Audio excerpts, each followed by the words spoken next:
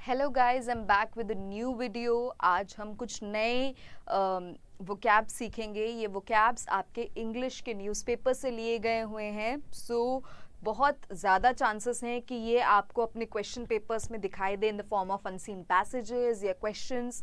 And at the same time ये कुछ बहुत ही कॉमन से वोकैबलरीज हैं विद वेरी सिंपल मीनिंग, जो आप अपने इंटरव्यूज़ में भी यूज़ कर सकते हो, ताकि वो आपको एक better speaker panel can decide whether you can speak well और not. I mean panel decide कर सके कि आप ढंग से, आप अच्छे से बात कर सकते हो कि नहीं, आप अपने ओपिनियंस को एक प्रॉपर वे में कॉन्फिडेंटली उनके सामने रख सकते हो कि नहीं। उसके लिए आपको इन वर्ड्स को जानना बहुत ज़रूरी है। एंड ये वर्ड्स आपको प्रैक्टिस करने पड़ेंगे, जस्ट कि आप जब बात करो तो ये आपको इन द फ्लो आ पाए। जैसे हम हिंदी बोलते हैं वैसे हमको इंग्लिश में भी वर्ड्स ढूंढने ना पड़े। Alright, so the first word is emanating.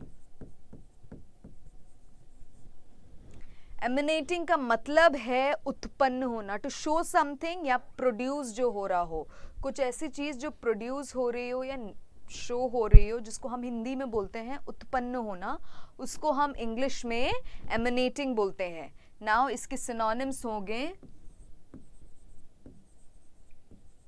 Emergent, originate. इसके सिनोनिम्स हैं आपके एमर्जेंट, ओरिजिनेट एंड एमिट। ये आपके सिनोनिम्स हैं, कॉमन सिनोनिम्स हैं, लेकिन जल्दी लोग यूज़ नहीं करते हैं क्योंकि याद नहीं आता है। So the synonyms are emergent, originate and emit. अब एंटोनिम्स होंगे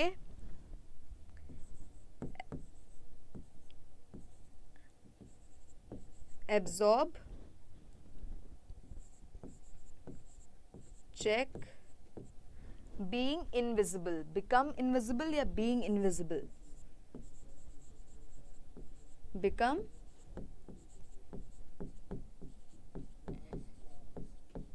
इनविजिबल, ये आपके एंटोनिम्स होंगे। तो इसमें भी कुछ ऐसा न्यू नहीं है जो आपको नहीं पता है या आपको नहीं आता है। एमिनेटिंग का मतलब है उत्पन्न होना। एमिनेटिंग के सिनोनिम्स है emergent, originate and emit. Antonyms on the same point, antonyms होंगे आपके absorb, check and being invisible. Emanating का मतलब है उत्पन्न होना, जो दिख रहा हो या जो ओरिजिनेट हो रहा हो कहीं से या प्रोड्यूस हो रहा हो। तो उसके ऑपोजिट में बीइंग इनविजिबल आएगा ही आएगा, जो नहीं दिखता हो, है ना, उसको हम बीइंग इनविजिबल या बिकम इनविजिबल बोलेंगे। अब इसका एग्जाम्पल होगा आपका the smell emanating from the cigar was nauseating me. The smell emanating from the cigar was nauseating me. थोड़ा सा कॉमन कर, थोड़ा सा सिंपलर कर देते हैं। The smell originating from the cigar was making me sick. The smell emanating from the cigar, yes, the smell emanating from his cigar, cigar ना, the smell emanating from his cigar was making me sick. Now the next word we have is invariably.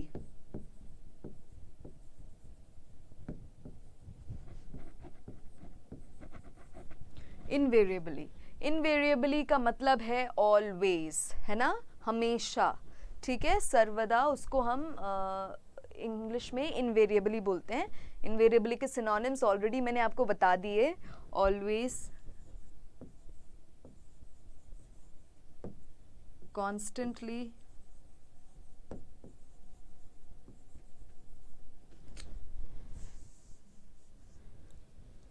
constant, always, constantly and regularly।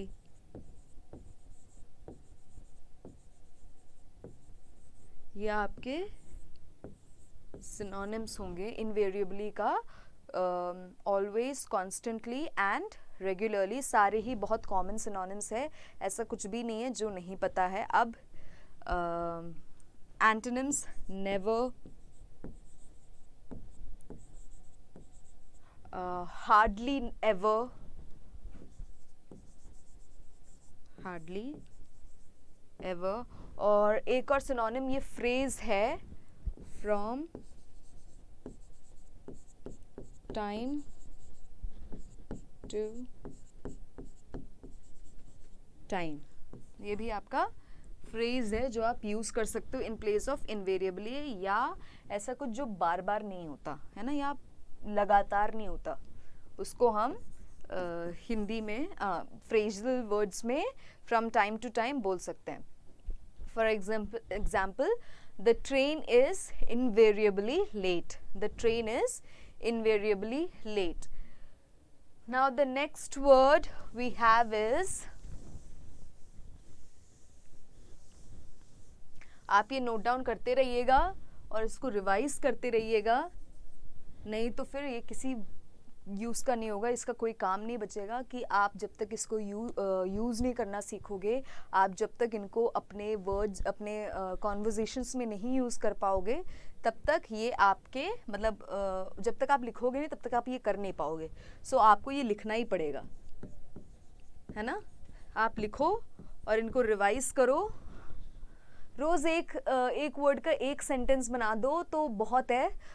कोई 5 sentences बना लो, कोई 5 words के 5 words use करना सीखो, and 1 महीने के अंदर अंदर आप ये वर्ड्स आराम से यूज़ कर पाओगे बिना ज़्यादा दिमाग पे प्रेशर दिए कि हम इसको इंग्लिश में क्या बोलते हैं, इस चीज़ को हम इंग्लिश में कैसे बोलेंगे. सोचने की ज़रूरत नहीं पड़ेगी, वो खुद में आ जाएगा.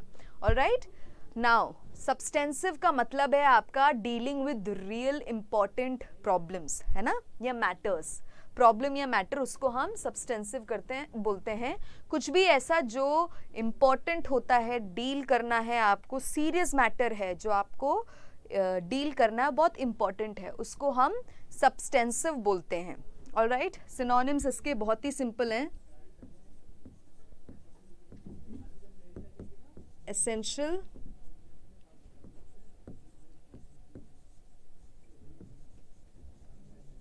essential, necessary,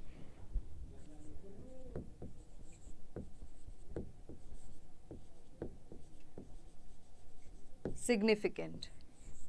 ये आपके synonyms हैं. essential, necessary and significant. At the same time antonyms, ये भी बहुत common है. in essential, ये आपके जो सिनोनिम्स हैं एसेंशियल, सिग्निफिकेंट एंड नेसेसरी, बहुत ही कॉमन है. एट द सेम टाइम आप इसमें ये भी लिख सकते हो मटेरियल, है ना, और इसमें आपका आ सकता है meaningless. Meaningless is also in essential, कोई मतलब नहीं है, तो इसको आप जो है एंटोनिम्स ये हैं आपके सब्सटेंसिव के. सो इसमें ऐसा कोई भी वर्ड नहीं है जो आप नहीं जानते, जो आप यूज़ नहीं कर सकते. ठीक है. सो इनको आप लिख लो, और इसका एग्जाम्पल आप जो दे सकते हो वो ये होगा, it appeared to be a substantive and independent factor. It appeared to be a substantive and independent factor. All right. So आपका नेक्स्ट वर्ड जो होगा वो होगा नलिफाई.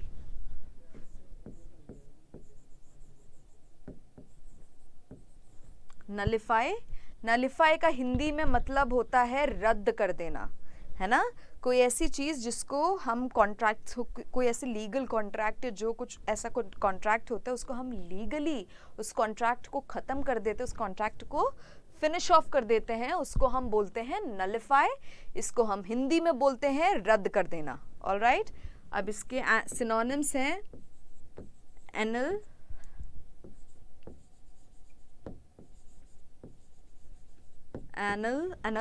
Validate and cancel. ये आपके सिनोनिम्स हैं. Anal, validate and cancel. anal, invalidate, sorry, invalidate and cancel. इसमें cancel सबको पता है, anal is a new word, invalidate भी आप यूज कर सकते हो, nullify is the best. Anal is also a very good word जो आप यूज कर सकते हो जब ऐसे कोई कॉन्ट्रैक्ट्स जो होते हैं वो खत्म हो रहे हो, वो कैंसिल हो रहे हो, राइट.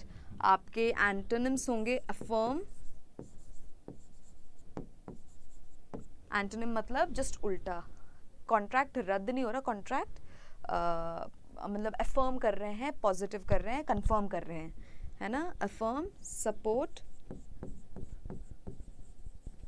और यहां आ जाएगा आपका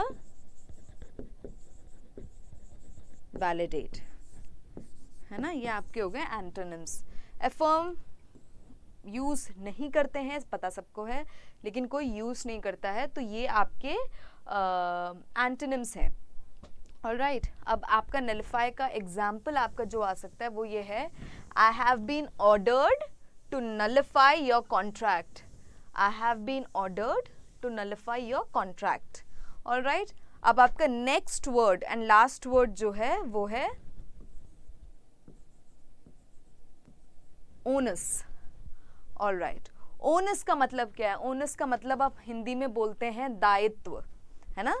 किसी चीज़ की रिस्पॉन्सिबिलिटी किसी को देना, किसी चीज़ की रिस्पॉन्सिबिलिटी है, जैसे मेरी रिस्पॉन्सिबिलिटी है आपका कैब बेटर करना, सो उसको हम ओनस बोलते हैं. हिंदी में हम जो उसको यूज़ करते हैं दायित्व. ऑलराइट. इसका अब सिनोनिम्स बहुत ही कॉमन है, बर्डन,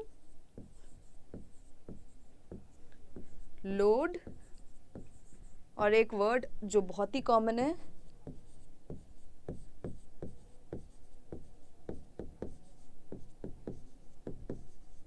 रेस्पॉन्सिबिलिटी.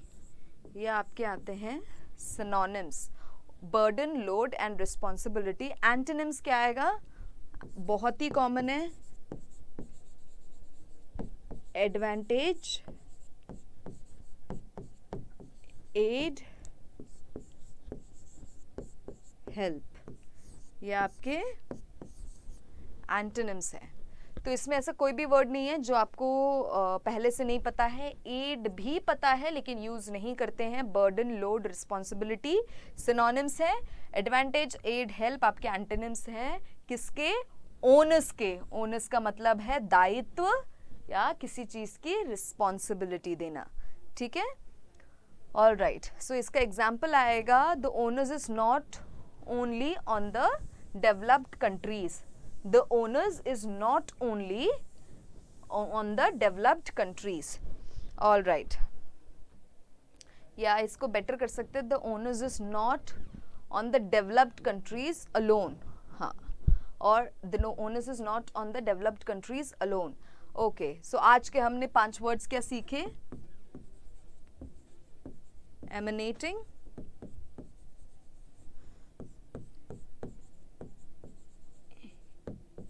इनवेरिएबली, और क्या सीखा? ओनस. ओनस सीखा हमने, इनवेरिएबली सीखा, सब्सटेंसिव एंड नलिफाई. आज हमने ये 5 वर्ड्स सीखे हैं और बहुत ही कॉमन वर्ड्स हैं, बहुत ही कॉमन मीनिंग है. ऐसा कुछ मीनिंग नहीं है कि जो आप अपने डेली लैंग्वेज में यूज़ नहीं कर सकते. सभी का बहुत ही ऐसे नॉर्मल मीनिंग है, बस एक बेटर वर्ड है. हम इन वर्ड्स के सिनोनिम्स को, एंटोनिम्स को यूज़ करते हैं लेकिन हम ये वर्ड्स नहीं यूज़ करते हैं. सो हमारा एम ही ये है कि हम ये वर्ड्स यूज़ कर पाएँ अपने कॉन्वर्जेशंस में अच्छे से, ताकि आपकी स्पीकिंग स्किल्स बेटर हो. जब आपसे कोई बात करे, चाहे वो इंटरव्यू के लिए बैठे हों, पैनल बात कर रही हो या कोई भी आपसे बात कर रहा हो, उनको ये बात ज़रूर समझ में आए कि आप अपने पॉइंट्स, अपने ओपिनियंस बहुत ही अच्छी तरीके से, बहुत ही कंसाइज, बहुत ही बेटर वर्ड्स के साथ, बहुत ही क्रिस्प और शॉर्ट वर्ड्स, कर्ट तरीके से या बहुत ही अच्छे तरीके से आप उनको एक्सप्लेन कर सकते हो. ऑलराइट, सो इन वर्ड्स को आप लिखो अपने कॉपीज़ में, इनके सेंटेंसेस बनाओ, सिनोनिम्स एंटोनिम्स बना लो, लिख लो. उसके बाद रोज़ आप सेंटेंसेस बनाओ and try to use them in your conversations and you will be good in no time. You will have a really good English vocabulary बहुत ही जल्द. Thank you.